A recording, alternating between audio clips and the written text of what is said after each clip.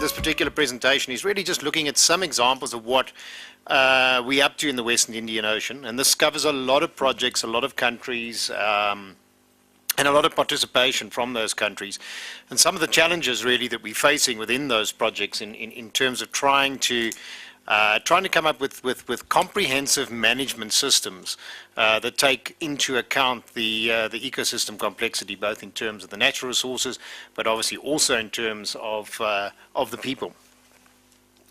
So Kevin has shown you this, already shown you the slide in terms of the management process and developing a management plan, the importance of the scoping exercise, the importance of setting clear objectives, and really those rules, setting the formation of rules that everybody agrees with. And I think the key point is there is getting enough participation. We've talked about the problems.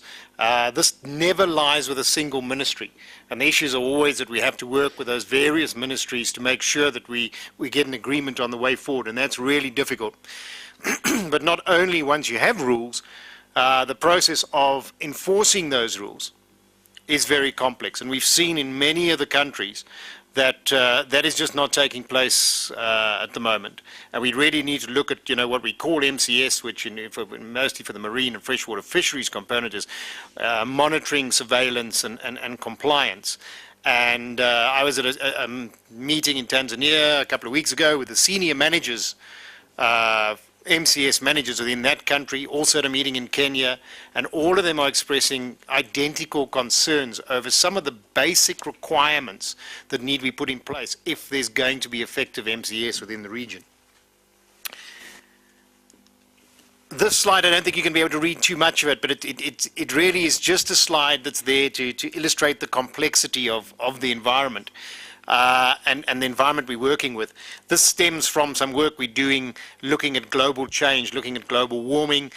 We have a hotspot, a network of scientists working as in global hotspots, which are those areas for us, not biodiversity hotspots, but hotspots where the ocean is warming at a greater rate than the rest of the ocean. So we're looking at just those areas where that warming is taking place at a very fast rate, and trying to understand the complexity of all of that all the way through. I think if you can read the top is genetics, but all the way through to ecosystem services, trying to understand what is likely to happen in the future. We know in the Western Indian Ocean, we know in many countries, the rainfall in terms of agriculture is an issue, but for us in terms of the coastal resources, particularly artisanal fisheries, those coastal artisanal fisheries that rely on those coastal resources are going to suffer. There's no doubt if we look at the areas where the coral bleaching is taking place, we're losing coral, and from that in the future we will be losing some of the key species. So a lot of what we've been doing is looking at ways in which we can adapt to this. And this is all new, so the idea is to try and come up with some sort of methodology around adaptation. And I think it's just something to keep in mind when we're looking at ecosystem services, when we're looking at economics and socioeconomics, and trying to look at ways to value our natural resources. And we found that certainly within the Western Indian Ocean countries, we don't have a single country that has substantial knowledge on the valuation of ecosystem services. So it's a major problem when you come down to try and get managers to act and react, and politicians to make decisions. I mean, it's money that talks. It's the amount of dollars coming in. It's what's going to hurt the pocket, it's what's going to hurt the economy. Those are the sort of things that politicians tend to listen to, rather than listen to you talking about protection of biodiversity, for example. So, as I pointed out, there's often very, very little data available within these countries. And so one of our the key issues has been within the ASCLME project, within the SWEOF project, within the EAF Nansen project, has all been around what data do we require and how do we collate all of this data into a management framework which makes sense. The other one here, this stems from some work on the hotspots, and it's just the link. There's a very close link here with the resource between socioeconomic vulnerability within the Western Indian Ocean and other areas, and the natural resources. We tend to understand the natural resources a lot better than we understand the economics and the socioeconomics. And I guess, I'm a resource biologist, and we tend to say that we need to do more and more and more research before making decisions, before deciding how to move forward. What sort of management should we be entering into? And we're very good at that. But at what stage do you have enough research? At what stage do you actually have enough information on the table to make a rational decision? If we carry on and we go and we work on to 95% confidence limits, and we collect information, we never get there. We never actually implement anything because we're never completely certain about our findings. This, for example, is a classic case in the Western Indian Ocean. It's a resource, it's an octopus resource. It should be a resource which is resilient. It's the one resource, it's a cephalopod, it breeds very quickly, it's got a short lifespan, about a year. So this is also a very important resource in Madagascar.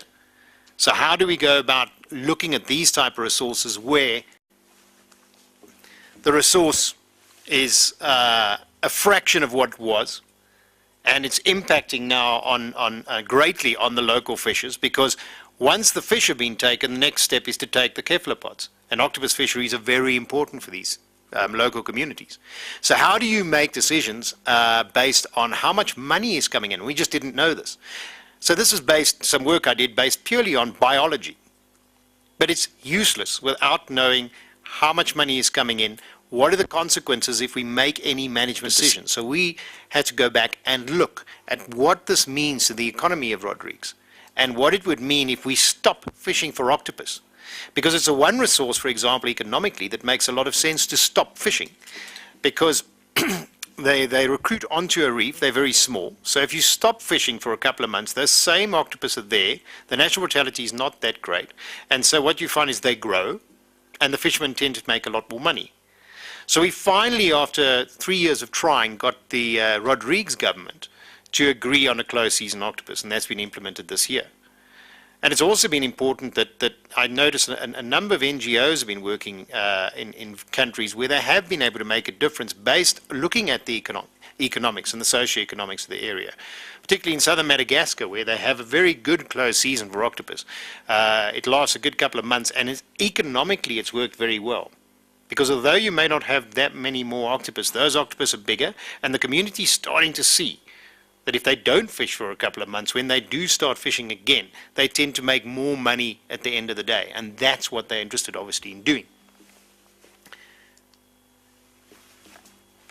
And then in the area, when we're valuing ecosystem services and trying to get an idea of what's happening, we also have the major problem of trying to understand the oceanography, because a lot of when we look at our coastal resources, we are obviously cognizant of the fact that these resources are not always restricted to single countries. So straddling stocks is a major issue, and one of the concerns obviously is the tuna fishery, and you have the IOTC, and you have various groups looking at the more important fisheries from an economic perspective. But these include some smaller species, which are very important and are found, along the coastal areas.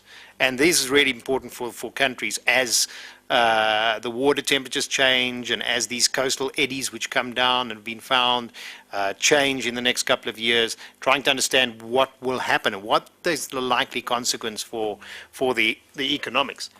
So from our point of view, obviously piracy has become a major problem. And so that's restricted the amount of work that can take place in the Western Indian Ocean in terms of understanding the oceanography and understanding what is happening and what's likely to happen in terms of the oceanography in the next while. And then there also, we find some challenges which are most unexpected. And in the area, Somali area, it's a fact that we've got over 10,000 tons of toxic waste which have been dumped into their coastal waters over the last 20 years. That's a minimum of 10,000 tons, and that includes a substantial amount of nuclear waste. And that, in an upwelling area, is likely to have a major consequence in the next while.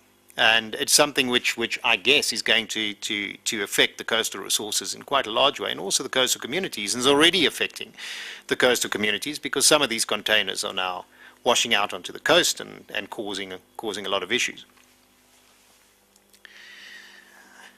We've also been looking at the need to anchor this biological research to the economic and social framework, and again trying to understand that link in terms of commercial fisheries, in terms of recreational fisheries. We tend to undervalue often the amount of tourism activities that take place, and often the emphasis that many tourists place on fishing, and the fact that they'd like to go into an area where they can experience fishing, or they can. What's working well, it looks like in the Seychelles, is local fishermen taking tourists out. So they catch less fish per day, but they make more money at the end of the day, and the tourists are very happy. And it's beginning. So, and we just haven't done enough research on this. We don't understand enough about the influence of the coastal environment on tourism. And last year we were doing a large study in Mauritius, just looking at their coastal lagoon. They still have fishermen in the coastal lagoon. But if we were to pay every one of those coastal fishermen not to fish, they would probably make more money in the longer term from tourism. Because that lagoon is 100 hotels in Mauritius along that coastline. And they all rely on that lagoon. And that lagoon at the moment does not look good in terms of the fish stocks that are left. So they were not to fish in the lagoon and have a very good lagoon management plan. In the longer term, it would probably make a lot more money and a lot more sense for them, because they're competing with other countries in the Western Indian Ocean for tourists. But again, you land up in a situation that you're working with various ministries. So again, that's complex, and to try and understand what we should be doing. We don't have all the answers to this, obviously. And we're looking at ways, and we've talked about it this morning, the terms of integrating the type of work we go, integrating the various disciplines. And if we can do that effectively, maybe we can make a difference.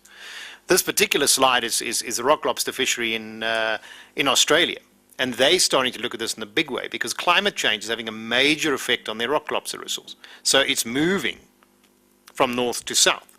So the northern fishermen are going to face hardship, and those in the south are reaping the benefits. And they're looking at ways in which, from an economic and a social perspective, that's going to impact on the community. Some communities fishermen are able to travel, and others aren't.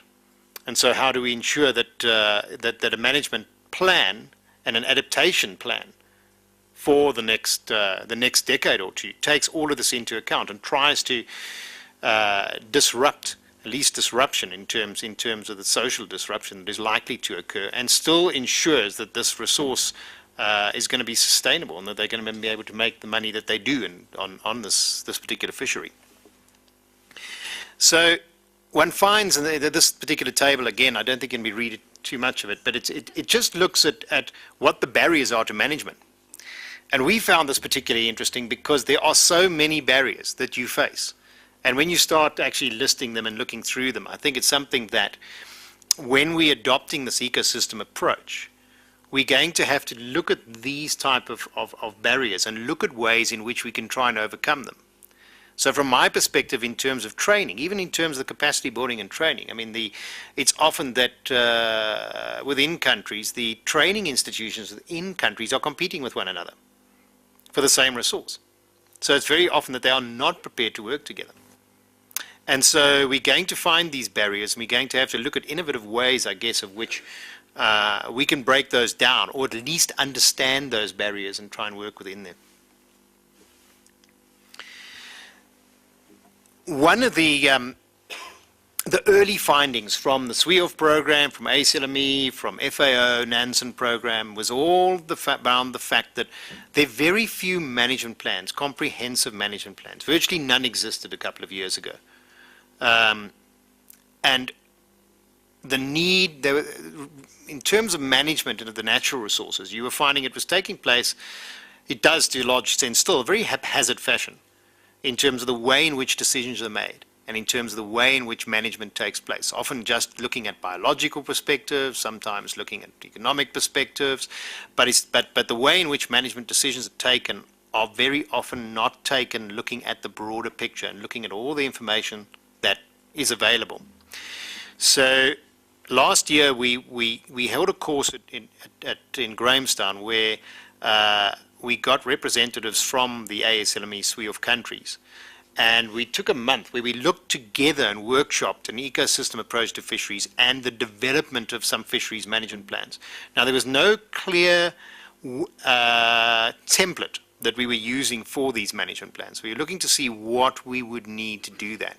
At the end of that month, we came up with a comprehensive plan. And the idea was that each of the country representatives would go back and they would choose a fishery and they would compile a management plan by the end of December 2012. One of the first things we looked at was the collection of this baseline information. Before you start, you need to understand what information you have. And within the countries, this information was not in any way available in one place. So it was quite impossible to see what was really there before you could start having a look at what the issues were, what your objectives should be. So the first study was done as a baseline study, which really looked at the objectives, the policy and legal frameworks, the overview of the fishery, the available scientific and traditional knowledge assessment that was available, importance of the fishery in the national economy. And once again, the minute you start looking at that, looking for information, you realize that a lot of that information is just not there. Management measures currently being used in the fishery, effectiveness of the current management measures, the issues of compliance, the way forward, basically, in terms of just a general way forward from the local consultant that would put this together. And this was then taken forward within each country to a national task group. So there would be a national task group which is compiled. This national task group would hopefully, and has, some people that understand the legal implications, understand the policy, come from not one ministry but various ministries. Hopefully some economists, but we find that in most countries we don't have those. We can have from a national economists that we can put that are able to contribute.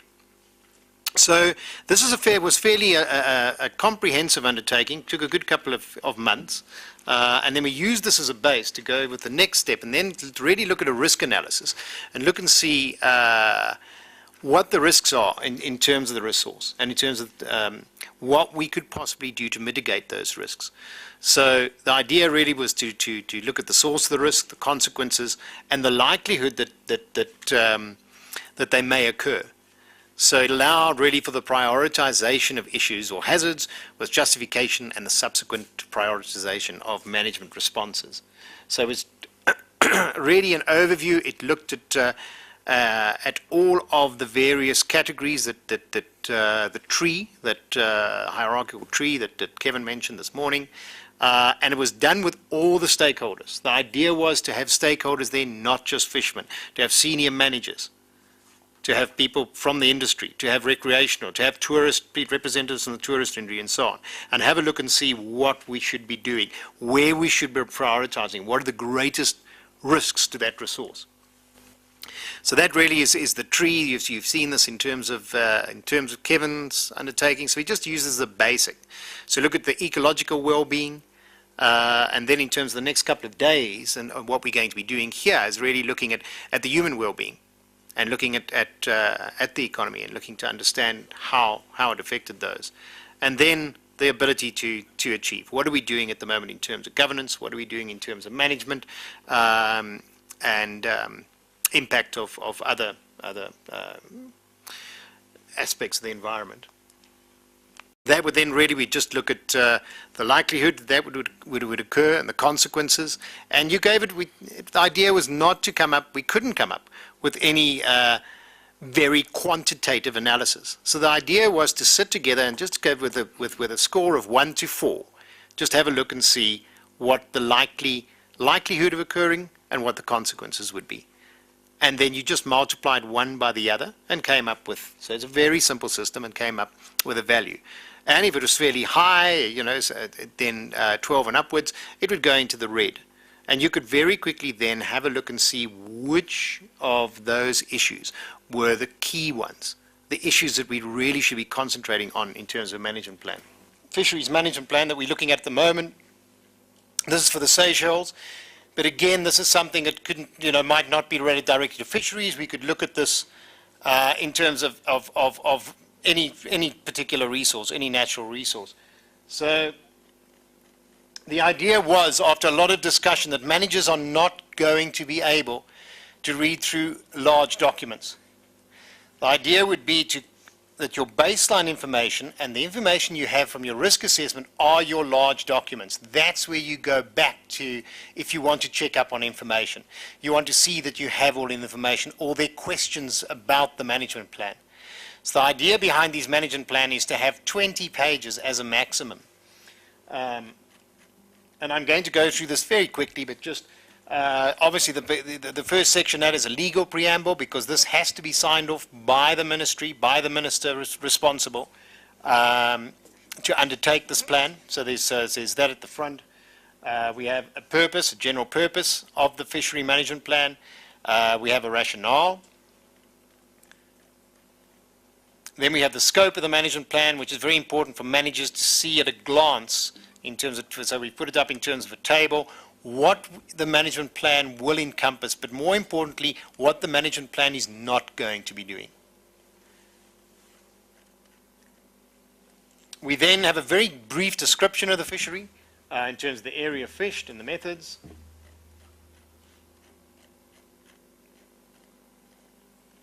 Then some general ecological considerations, what is going to be happening with this fishery, what are the consequences of the general environment. And again, this relates back to the risk assessment and to your baseline information. And then the importance of the fishery in the national economy. And we found without fail across the countries that this type of statement was prevalent. At present, socioeconomic information is not well integrated in fisheries monitoring, and even through fisheries-specific socioeconomic surveys are conducted from time to time. They mostly in lay literature, they're often not available. In terms of the fisheries plan, so basic socioeconomic parameters will be monitored and assessed routinely, both to identify management concerns, determine management impacts. Reliable and efficient economic and socioeconomic data management and dissemination system is crucial, not only for fisheries management, but effective monitoring of the performance of the sector, which is a very integral and crucial component of this plan. And again, this related across the spectrum, not only to fisheries, but to any of the natural resources that one was trying to look at.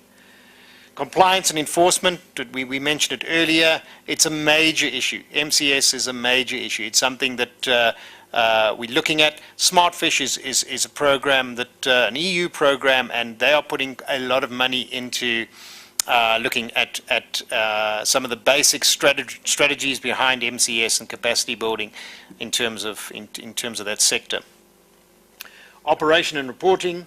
There would have to be a review of the management plan, who's going to oversee it. So in this case, it's an implementation committee that is formed that stems from this national task group that was formed to compile the plan.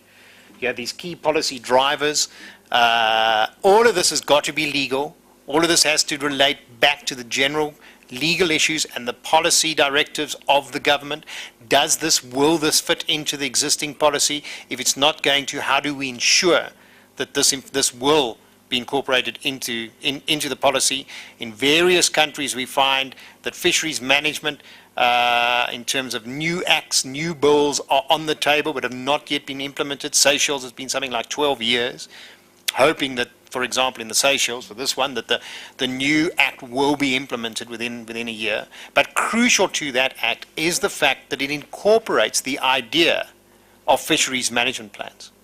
And so it's already there, and it says that whatever's in a fisheries management plan will be taken as law. In other words, what is there must be carried out. So that makes it a bit easier to achieve. But again, we've got to go back and look at those overall policy considerations from the governments and where we're going. Then the observation on the ecological risk, we go back to that ecological risk assessment. We just talk a little bit about the trees, and we finally come up with the generic issues. So we've done the baseline, we've done the risk assessment, and from those, we came up with a number of these. And this is all through the national task group. So this is all through the entire group sitting together and doing it. So for example, in most of the countries, the crucial aspect is always open access. there may be management measures in place, but by and large in Africa, access to natural resources is largely open access. For example, in the Seychelles, although you might have permits to catch fish, it is the right of every Seychellian to go to sea, catch fish, and there's no real deterrence for those members of the public or whoever to go and sell those fish. So anybody can go and catch fish. Now, so the bona fide fishermen in the Seychelles are worried because they are going further and further afield to catch enough fish. That for them is a major economic drawback in terms of the amount of money they've got to spend on fuel and new gear and so on to be able to get to those stocks. And they are starting to see the importance now of having a plan where the fishermen, the true commercial fishermen, these small-scale commercial fishermen are able then to catch the resource and maybe and have some sort of a rights-based system, which does not really exist at the moment. So you could go through the ecological well-being in terms of the social and economic well-being, things like this economic and social information, the cost of fishing versus profits. That's never really been looked at properly, but it's going to be looked at now. It's got to be crucial in terms of the plan. And the lack of alternative livelihoods. I think it was mentioned just before lunch, the importance. If you stop people fishing, what are they going to do? So what are we going to do? How, are you going to pay people not to fish, which has been done in the past? But how are we going to solve that? The ability to achieve, then this is really looking at specific policy, old acts versus the new act, inadequate management measures, MCS strategies inadequate, rights allocation, incentive schemes which exist. So lots of issues, generic issues which need to be looked at. We then have a process, strategy, and performance indicators, which are then developed. We then do a cost-benefit analysis. This has not been done. Next week, in fact, 3 of the countries now will be entering into a cost-benefit analysis from the management plan.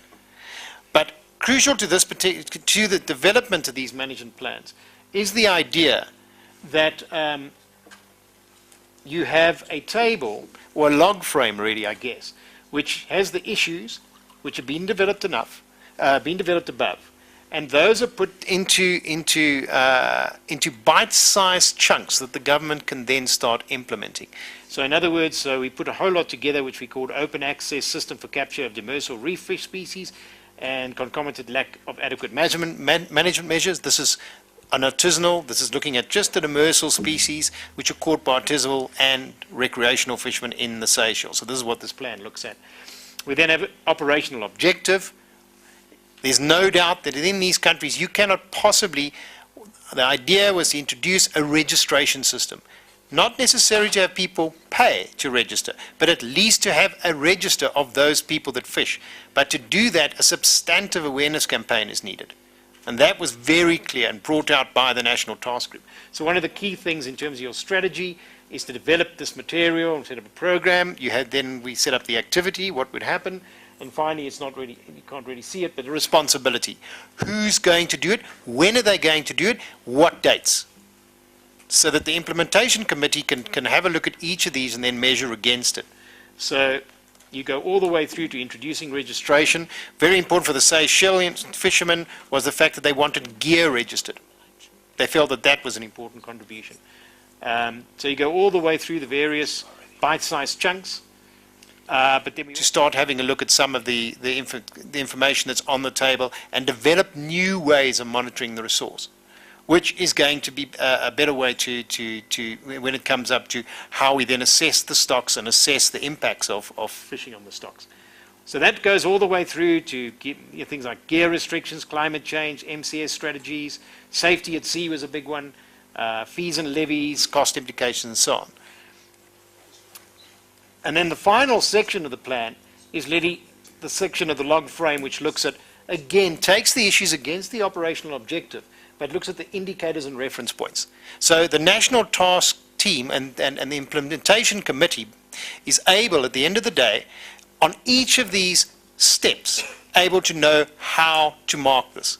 So in other words, 80% of fishers in the Seychelles should be briefed. We look at ways to measure that, and there must be ways of at least being able to brief 80%. The Seychelles do not have a lot of people. So it should be possible to get to most of the fishers, to actually brief them on what's going to happen prior to registration. So that takes us through to the end of the plan. So all of this is then each of these is set out so it can okay. Yeah, the font size I know is very small here, sorry. Okay, if I increase the font size, any problem is that we lack. I think I'll move on from this and go back to the general presentation, which has a larger font size for you. So the idea really just behind this type of management plan is an holistic view, and I'm really interested to hear, because the next 2 days and the way in which we measure the economic and cost and benefits of these activities is so important, because we don't have the information on the table. So this would be a very important step in terms of these countries of how they're going to go about this evaluation and valuation. Okay, but even when you have this information, one of our key challenges has been, how do we actually combine all of this information into some sort of system or model that is going to be able to be used for management purposes? And you can get, and we tend to look at very complex models to try and understand how things work. Either it's an economic model, or it might be an age-structured surplus production model in terms of natural resources. So we've looked at in Angola, for example, of using the information in a very simple models, and this particular one is called a traffic light system. And all it does is it takes some indicators. In this particular model, it's simple biological indicators, which you can then measure, and you can set limit and target reference points for. And they can be very simple things, like the length of the fish or the catch per unit effort. And we then set limitations on those, and against each of those, you either have it looks good as a green light, or it looks dicey, so you have an orange light, or it looks really bad. I mean, if the catch unit effort is dropped by half over the last year or two, you would give it a red light.